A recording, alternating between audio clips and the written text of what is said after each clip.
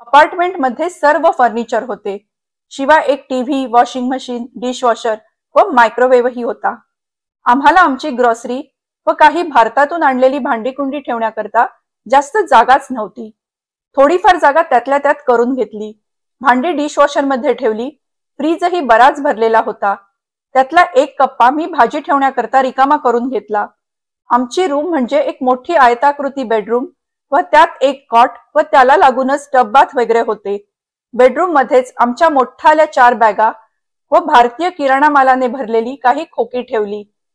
Clemson मध्ये सर्व घरे उंच सखल भागात विसावलेली आहेत. सभोवती हिरवीगार झाडे. निसर्गाने नटलेले हे शहर खूपच सुंदर आहे. विनायक सकाळी 8लाच जायचा, ते संध्याकाळी 6ला घरी यायचा. तोपर्यंत मी एकटीच भूतासारखी त्या मोठ्या फ्लॅटमध्ये असायचे. क्वचित कुणीतरी पायी चालत जाताना दिसायचे किंवा एखादी कार जा-ये करताना दिसायची. उन्हाळ्याच्या सुट्टीत बरेचसे विद्यार्थी गावी गेले होते. या अपार्टमेंट कॉम्प्लेक्समध्ये एकही भारतीय राहत नव्हता. भारतीय विद्यार्थ्यांची वस्ती दुसरीकडे होती. त्या परिसराला सर्व बॉम्बे एरिया म्हणत. दिवसभर एकटीला खूपच कंटाळा यायचा. विनायक पोळी भाजीचा डबा घेऊन जात असल्याने पोळी भाजी सकाळीच होऊन जायची. भाजी आदल्या दिवशी चिरून ठेवायचे. नाही म्हणायला तिथे केबल टीव्ही होता व काही इंग्रजी मासिके होती.